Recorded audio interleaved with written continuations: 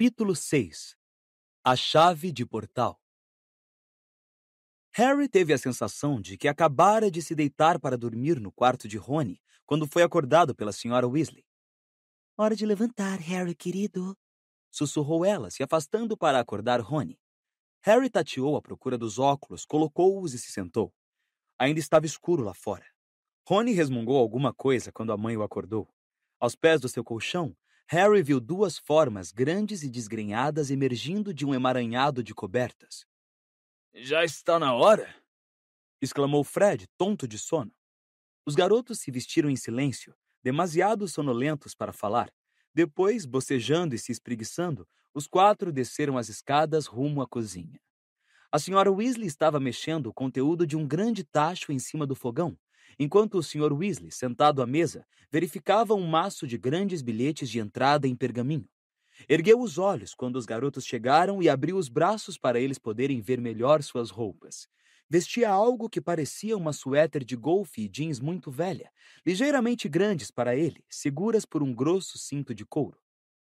"Que é que vocês acham?" perguntou ansioso. "Temos que ir incógnitos. Estou parecendo um trouxa, Harry." "Está", aprovou Harry, sorrindo. "Muito bom." "Onde estão Gui, Carlinhos e Percy?" perguntou Jorge, incapaz de reprimir um enorme bocejo. "Ora, eles vão aparatar, certo?" disse a Sra. Weasley, carregando um panelão para cima da mesa e começando a servir o mingau de aveia nos pratos fundos. "Logo, eles podem dormir mais um pouco." Harry sabia que aparatar era muito difícil. Significava desaparecer de um lugar e reaparecer quase instantaneamente em outro. "Então eles ainda estão na cama?" concluiu Fred, mal-humorado, puxando um prato de mingau para perto. "Por que não podemos aparatar também?" "Porque ainda são menores e ainda não prestaram o exame", respondeu a Sra. Weasley. "E onde foi que se meteram essas meninas?" Ela saiu apressada da cozinha e todos a ouviram subir as escadas. "A pessoa tem que prestar um exame para poder aparatar?" perguntou Harry. "Ah, tem!" respondeu o Sr. Weasley, guardando as entradas cuidadosamente no bolso traseiro da jeans. "O Departamento de Transportes Mágicos teve que multar umas pessoas ainda outro dia por aparatarem sem licença. Não é fácil aparatar, e quando não se faz corretamente, pode acarretar complicações desagradáveis. Esses dois de que estou falando se racharam ao meio." Todos ao redor da mesa fizeram uma careta, menos Harry. Racharam?" admirou-se Harry. "Deixaram metade do corpo para trás", explicou o Sr. Weasley, agora acrescentando várias colheradas de caramelo ao mingau. "E, é claro, ficaram entalados. Não conseguiram avançar nem retroceder. Tiveram que esperar pelo esquadrão de reversão de feitiços acidentais para resolver o problema. E vou dizer mais. Foi preciso preencher uma enorme papelada por causa dos trouxas que encontraram as partes do corpo que eles deixaram para trás." Harry teve uma súbita visão de um par de pernas e um olho abandonados na calçada da Rua dos Alfeneiros. "E eles ficaram ok?" perguntou o garoto, assustado. "Ah, claro", respondeu o Sr. Weasley factualmente. "Mas receberam uma multa pesada e acho que não vão tentar fazer isso outra vez quando estiverem com pressa. Não se brinca com aparatação. Há muitos bruxos adultos que nem experimentam. Preferem vassouras, mais lentas, porém mais seguras." "Mas Gui, Carlinhos e Percy todos sabem aparatar?" "Carlinhos teve que prestar exame 2 vezes", disse Fred, sorrindo. "Levou bomba na primeira vez. Aparatou a 80 quilômetros do ponto que queriam, bem em cima de uma pobre velhinha que estava fazendo compras, lembram?" "Foi, mas ele passou da segunda vez", disse a Sra. Weasley, voltando à cozinha em meio a gostosas risadas. "Percy só passou há 2 semanas", disse Jorge. "Desde esse dia tem aparatado todas as manhãs aqui embaixo para provar que sabe." Ouviram-se passos no corredor e Hermione e Gina entraram na cozinha, as duas pálidas e cheias de preguiça. "Por que é que temos que levantar tão cedo?" perguntou Gina, esfregando os olhos e se sentando à mesa. "Temos que andar um bom pedaço", respondeu o Sr. Weasley. "Andar?" espantou-se Harry. "O quê? Vamos a pé para a Copa Mundial?" Não, a Copa vai ser a quilômetros daqui", disse o Sr. Weasley, sorrindo. "Só precisamos andar um pedacinho. É que é muito difícil um grande número de bruxos se reunir sem chamar a atenção dos trouxas. Temos que tomar muito cuidado com o modo de viajar até em tempos normais. E numa ocasião grandiosa, como a Copa Mundial de Quadribol, Jorge! Chamou a senhora Weasley rispidamente e todos se assustaram. Que? Perguntou Jorge num tom de inocência que não enganou ninguém. Que é isso no seu bolso? Nada. Não minta para mim. A senhora Weasley apontou a varinha para o bolso de Jorge e disse: Átio! Vários objetos pequenos e vivamente coloridos dispararam para fora do bolso de Jorge. O garoto tentou segurá-los, mas não conseguiu, e eles foram parar direto na mão estendida da senhora Weasley. Mandamos vocês destruírem isso! Disse ela furiosa, mostrando indiscutíveis caramelos incha-língua. Mandamos vocês se desfazerem de todos! Esvaziem os bolsos, vamos, os dois! Foi uma cena desagradável. Os gêmeos evidentemente tinham tentado contrabandear o maior número possível de caramelos para fora da casa, e somente usando um feitiço convocatório a senhora Weasley conseguiu encontrar todos. Átio! Átio! Átio! Gritava ela, e os caramelos voavam dos lugares mais improváveis, inclusive do forro da jaqueta de Jorge e das barras da jeans de Fred. Gastamos 6 meses para inventar esses caramelos! Gritou Fred para a mãe quando ela os jogou no lixo. Que bela maneira de gastar 6 meses! Guinchou a mãe. Não admira que não tivessem obtido mais nomes. No todo, o clima não estava muito simpático quando eles partiram. A senhora Weasley continuava enfurecida quando beijou o rosto do marido, mas não tanto quanto os gêmeos, que tinham posto as mochilas às costas e saído sem dizer uma palavra à mãe. Bom, divirtam-se, desejou a senhora Weasley. E se comportem! Gritou para os gêmeos que se afastavam, mas eles não se viraram nem responderam. Vou mandar Gui, Carlinhos e Percy por volta do meio-dia, avisou a senhora Weasley ao marido quando ele, Harry, Rony, Hermione e Gina começaram a atravessar o gramado escuro atrás de Fred e George. Fazia frio e a lua ainda estava no céu. Apenas um esverdeado claro no horizonte, à direita deles, denunciava que em breve amanheceria. Harry, que andara pensando nos milhares de bruxos que rumavam apressados para a Copa Mundial de Quadribol, acelerou o passo para caminhar com o Sr. Weasley. Então, como é que todo mundo chega lá sem os trouxas repararem? Perguntou ele. Foi um enorme problema de organização, suspirou o Sr. Weasley. O caso é que vêm uns 100 mil bruxos para a Copa Mundial, e é claro, não temos nenhum local mágico grande o bastante para acomodar todos. Há lugares em que os trouxas não conseguem penetrar, mas imagine tentar acomodar 100 mil bruxos no beco diagonal ou na plataforma 9,6. Então tivemos que encontrar uma charneca deserta que servisse e instalar o máximo de precauções antitrouxas possível. O ministério inteiro vem trabalhando nisso há meses. Primeiro, é claro, tivemos que escalonar as chegadas. Quem comprou entradas mais baratas teve que chegar 2 semanas antes.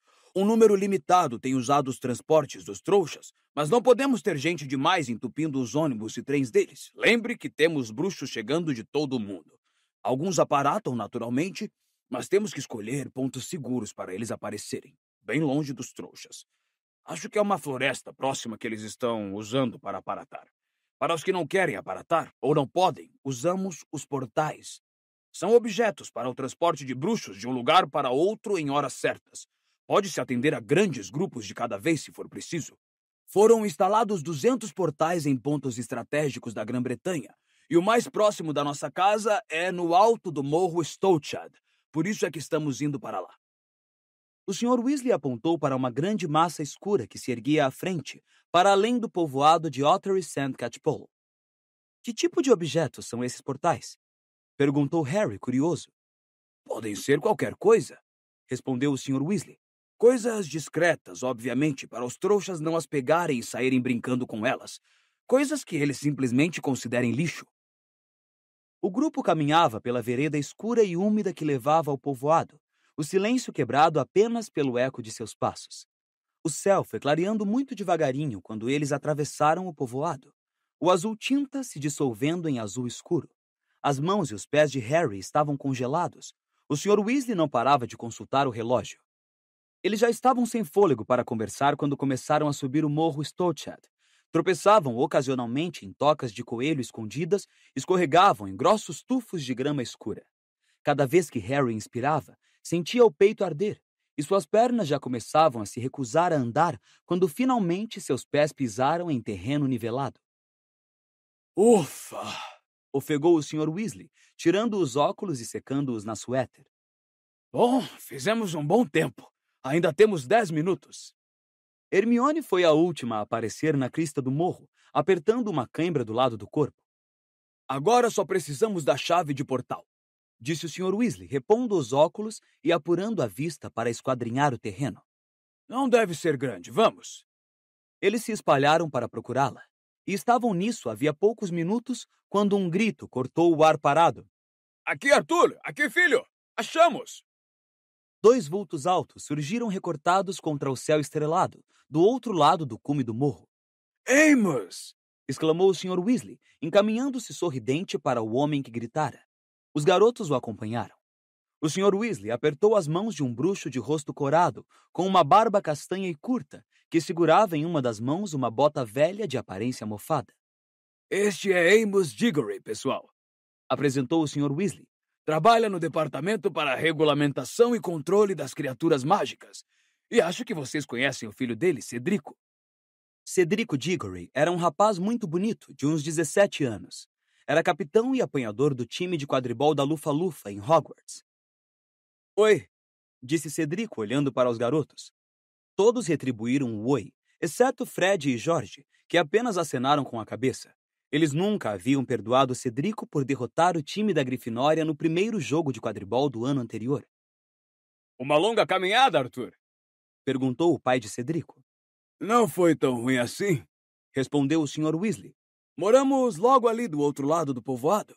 E você? Tivemos que nos levantar às 2, não foi, Ced? Confesso que vou ficar satisfeito quando ele passar no exame de aparatação, mas não estou me queixando.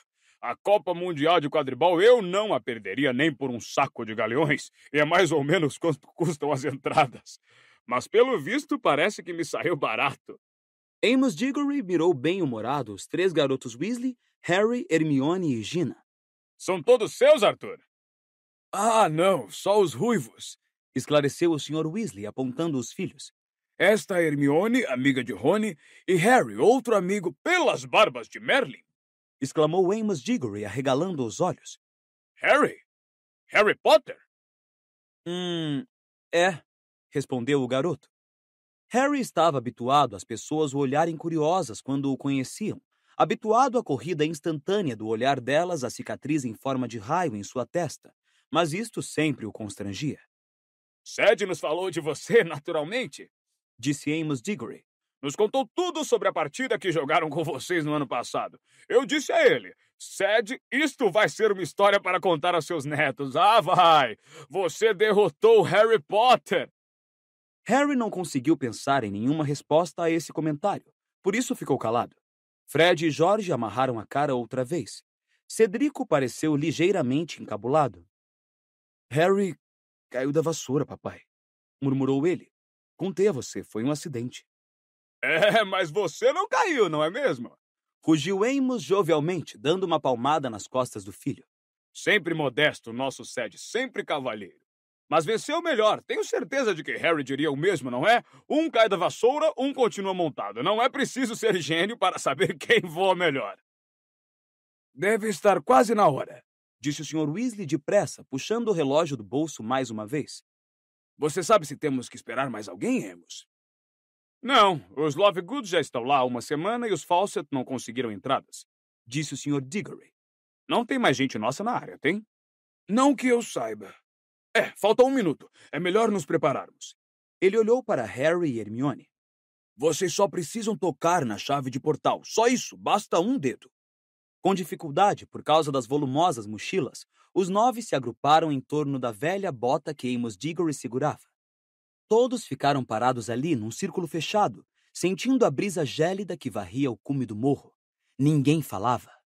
De repente, ocorreu a Harry como pareceria estranho se um trouxa subisse até ali naquele momento. 9 pessoas, 2 adultos, segurando uma bota velha de pano ao amanhecer, esperando. 3, murmurou o Sr. Weasley, com o olho ainda no relógio. 2, 1. Aconteceu instantaneamente. Harry teve a sensação de que um gancho dentro do seu umbigo fora irresistivelmente puxado para a frente. Seus pés deixaram o chão. Ele sentiu Rony e Hermione de cada lado, os ombros se tocando. Todos avançavam vertiginosamente em meio ao uivo do vento e ao rodopio de cores.